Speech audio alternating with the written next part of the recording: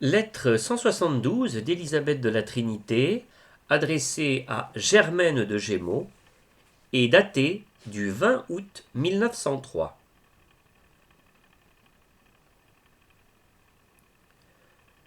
Carmel du cœur agonisant de Jésus, le 20 août.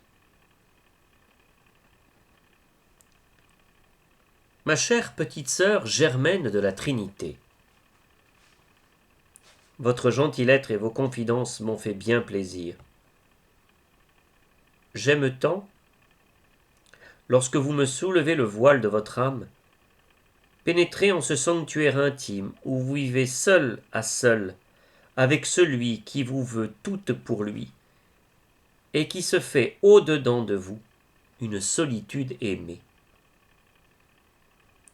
Là, ma petite Germaine, reposez-le en vous reposant vous-même en lui.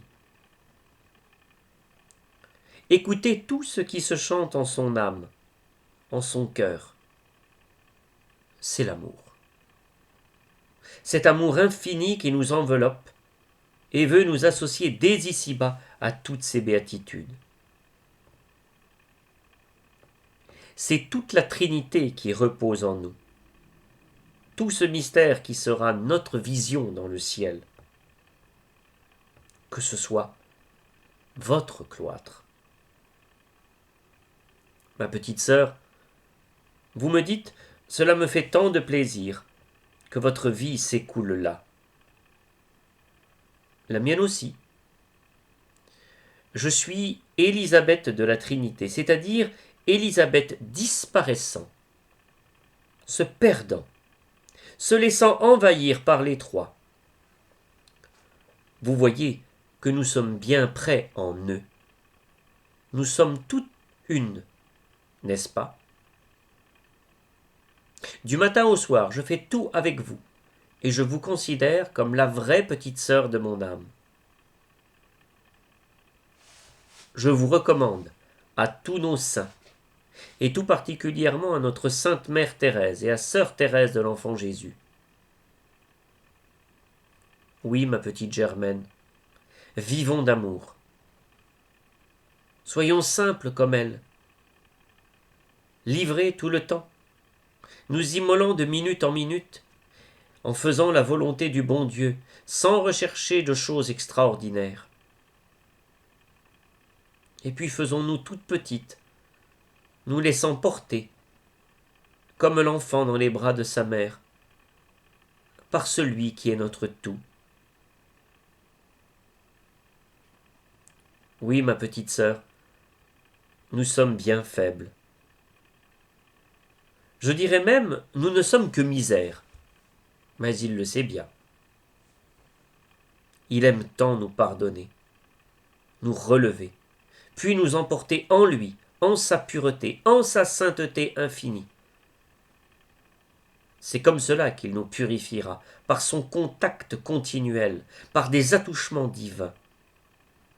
Il nous veut si purs, mais lui-même sera notre pureté. Il faut nous laisser transformer en une même image avec lui. Et cela tout simplement, en aimant tout le temps, de cet amour qui établit l'unité entre ceux qui s'aiment. Moi aussi, Germaine, je veux être sainte, sainte pour faire son bonheur. Demandez-lui que je ne vive plus que d'amour. C'est ma vocation. Et puis unissons-nous pour faire de nos journées une communion continuelle. Le matin, éveillons-nous dans l'amour. Tout le jour, livrons-nous à l'amour, c'est-à-dire en faisant la volonté du bon Dieu, sous son regard, avec lui, en lui, pour lui seul. Donnons-nous tout le temps sous la forme qu'il veut. Vous en vous dévouant, en faisant la joie de vos chers parents.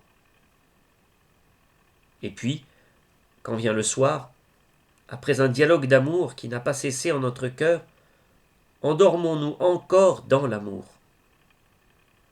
Peut-être verrons-nous des fautes, des infidélités, abandonnons-les à l'amour.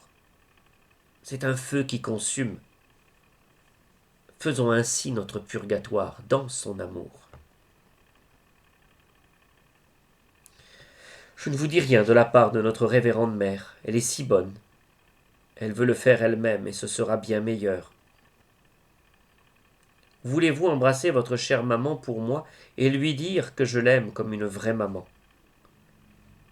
Dites à Yvonne qu'elle est aussi ma petite sœur, que je prie tous les jours pour elle, ainsi que pour Monsieur de Gémeaux.